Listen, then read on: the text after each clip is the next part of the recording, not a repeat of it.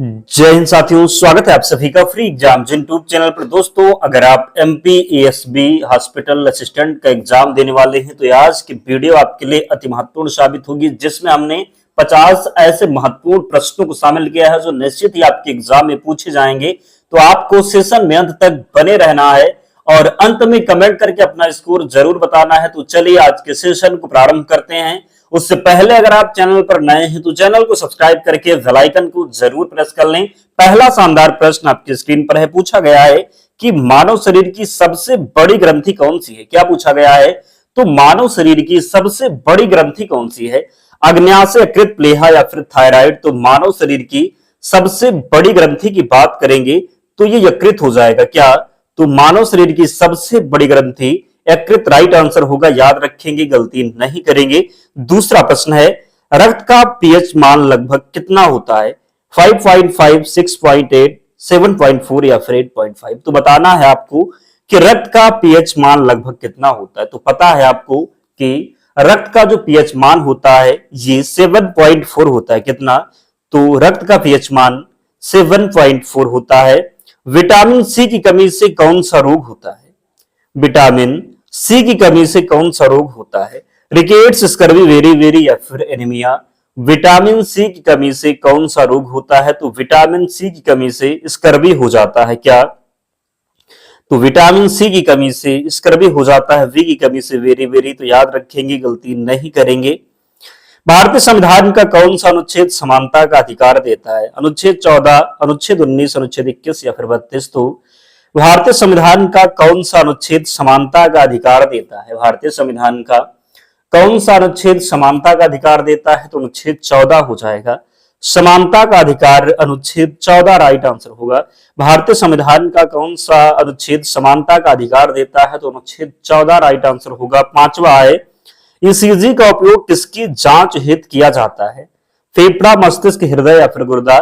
तो ईसीजी का उपयोग किसकी जांच हेतु किया जाता है? ईसीजी का जो उपयोग है ये हृदय क्या हो जाएगा? तो हृदय की जांच के लिए किसका प्रयोग? तो ईसीजी राइट आंसर हो जाएगा। नेक्स्ट है, भारत का राष्ट्रीय स्वास्थ्य मिशन कब शुरू हुआ था? 2005, 2010, 2013 या फिर 2015 में? तो भारत का राष्ट्रीय स्वास्थ्य मिशन कब शुरू हुआ था? राइट आंसर हो जाएगा 2013 में। भारत का राष्ट्रीय स्वास्थ्य मिशन कब शुरू हुआ था? 2013। याद रखेंगे, गलती नहीं करेंगे। सातवां प्रश्न है, रक्त में ऑक्सीजन का परिवहन कौन करता है? प्लेटलेट्स, प्लाज्मा, हीमोग्लोबिन या फिर डब्ल्यूबीसी? तो रक्त में ऑक्सीजन का परिवहन कौन करता है? रक्त में ऑक्सीजन का परिवहन हीमोग्लोबिन के द्वारा।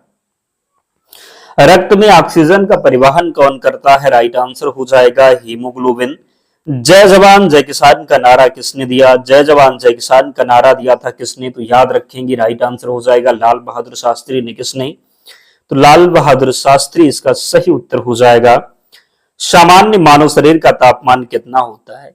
सामान्य मानव शरीर का जो तापमान होता है ये 98.6 डिग्री फ़ारेनहाइट हो जाएगा। कितना होगा? तो 98.6 डिग्री फ़ारेनहाइट हो जाएगा। याद रखेंगे, गलती नहीं करेंगे।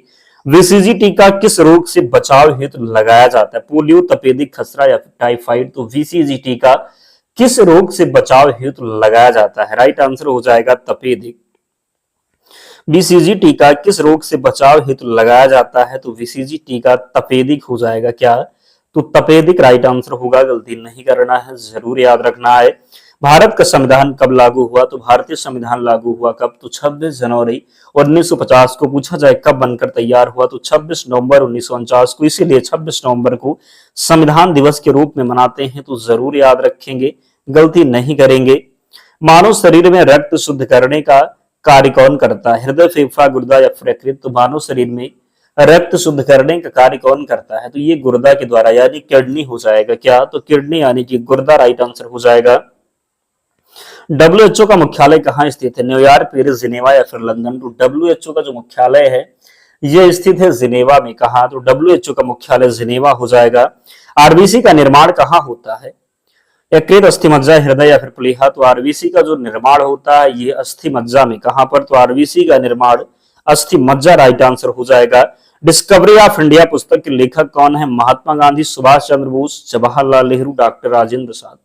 डिस्कवरी ऑफ इंडिया पुस्तक के लेखक कौन है? तो डिस्कवरी ऑफ इंडिया पुस्तक के लेखक हो जाएंगे Jawaharlal Nehru. Discovery of India पुस्तक के लेखक जवाहरलाल नेहरू, याद रखेंगे। नेक्स्ट है, शरीर की सबसे छोटी हड्डी कौन सी? फीमर, स्टेप्स, टिबिया या फिर रेडियस। तो शरीर की सबसे छोटी हड्डी की बात करेंगे तो शरीर की सबसे छोटी हड्डी क्या हो जाएगा? तो ये स्टेप्स हो जाएगा। क्या? तो स्टेप्स राइट आंसर होगा। पोलियो वैक्सीन का आविष्कार किसने किया? Edward Jenner, Jonas Salk, Louis Pasteur, Robert Koch. Polio vaccine का आविष्कार किया था जोनास साल्क ने। किसने? तो जोनास साल्क के द्वारा पोलियो वैक्सीन का आविष्कार किया गया। अगला है, भारतीय रिजर्व बैंक की स्थापना कब हुई? तो आसान प्रश्न है, 1935 में। भारतीय रिजर्व बैंक की स्थापना कब हुई? तो भारतीय रिजर्व बैंक की स्थापना 1935। शरीर में इंसुलिन कौन बनाता है? कृत, गुर्दा, अग्न्याशय या फिर फलीहा। तो शरीर में इंसुलिन कौन बनाता है? अग्न्याशय के द्वारा। क्या? तो अग्न्याशय राइट आंसर हो जाएगा। शरीर में इंसुलिन कौन बनाता है? तो शरीर में इंसुलिन अग्न्याशय राइट आंसर होगा। ऑक्सीजन की खोज किसने की थी? न्यूटन, प्रिस्टली, आइंस्टीन या फिर डाल्टन। तो ऑक्सीजन की खोज की थी किसने? ऑक्सीजन की खोज की थी प्रिस्टली ने। किसने? तो ऑक्सीजन की खोज की थी प्रिस्टली, राइट आंसर होगा। मानव शरीर में कुल कितनी हड्डियां होती हैं? 206, 208, 210 या फिर 212। मानव शरीर में कुल कितनी हड्डियां होती हैं? तो मानव शरीर में कुल हड्डियां जो होती हैं 206। कितनी? तो 206 राइट आंसर होगा। गोल्डन रेवोल्यूशन किससे संबंधित है? दुग्ध उत्पादन, बागवानी एवं शहद, मत्स्य पालन, गेहूं उत्पादन। गोल्डन रेवोल्यूशन किससे संबंधित है? गोल्डन रेवोल्यूशन की बात करेंगे तो यह बागवानी एवं शहद हो जाएगा। गोल्डन रेवोल्यूशन किससे संबंधित है? तो यह बागवानी एवं शहद हो जाएगा। रक्त का थक्का जमाने में कौन सहायक होता है? आरबीसी, डब्ल्यूबीसी, प्लेटलेट्स या फिर प्लाज्मा। तो रक्त का थक्का जमाने में कौन सहायक होता है? प्लेटलेट्स राइट आंसर हो जाएगा। क्या हो जाएगा? तो प्लेटलेट्स सही उत्तर होगा। आयुष्मान भारत योजना कब प्रारंभ हुई? तो आयुष्मान भारत योजना प्रारंभ हुई 2018 में। कब? तो 2018 में। मानव शरीर में सबसे बड़ी हड्डी कौन सी है? रेडियस, फीमर, टिबिया या फिर ह्यूमरस। तो मानव शरीर की सबसे बड़ी हड्डी ये क्या हो जाएगा? तो राइट आंसर फीमर हो जाएगा। क्या? तो फीमर सही उत्तर होगा। पंचतंत्र के लेखक कौन है? कालिदास, विष्णु शर्मा, बाणभट्ट या फिर तुलसीदास। तो पंचतंत्र के लेखक हो जाएंगे विष्णु शर्मा। पंचतंत्र के लेखक कौन है? तो पंचतंत्र के लेखक विष्णु शर्मा राइट आंसर होगा। रक्त समूह की खोज किसने की थी? Louis Pasteur, Robert coach, land Steiner या फिर जेनर। तो रक्त समूह की खोज किसने की थी? लैंड स्टीनर ने। रक्त समूह की खोज किसने की थी? रक्त समूह की खोज लैंड स्टीनर राइट आंसर होगा। मलेरिया किसके द्वारा फैलता है? मक्खी, मच्छर, जल या फिर वायु। तो मलेरिया किसके द्वारा फैलता है? मलेरिया फैलता है मच्छर के द्वारा। किसके द्वारा? तो मलेरिया किसके द्वारा फैलता है? राइट आंसर मच्छर हो जाएगा। भारत का राष्ट्रीय पशु हाथी, शेर, बाघ या फिर मोर। तो भारत का जो राष्ट्रीय पशु है ये क्या हो जाएगा? तो आसान प्रश्न, बाघ हो जाएगा। क्या? तो बाघ। मानव शरीर में हृदय कितने कक्षों का बना होता है? 2, 3, 4 या फिर 5। तो मानव शरीर में हृदय कितने कक्षों का बना होता है? मानव शरीर में हृदय की बात करेंगे तो ये 4 कक्षों का बना होता है। मानव शरीर में हृदय कितने कक्षों का बना होता है? 4 कक्ष राइट आंसर हो जाएगा। विटामिन डी की कमी से कौन सा रोग होता है? स्कर्वी, रिकेट्स, वेरी या फिर एनीमिया। तो विटामिन डी की कमी से कौन सा रोग होता है? विटामिन डी की कमी से रिकेट्स हो जाता है। विटामिन डी की कमी से कौन सा रोग होता है? तो विटामिन डी की कमी से रिकेट्स हो जाता है। भारतीय राष्ट्रीय कांग्रेस की स्थापना कब हुई? 1885, 1905, 1919 या फिर 1947 में। तो भारतीय राष्ट्रीय कांग्रेस की स्थापना 1885, याद रखेंगे, गलती नहीं करेंगे।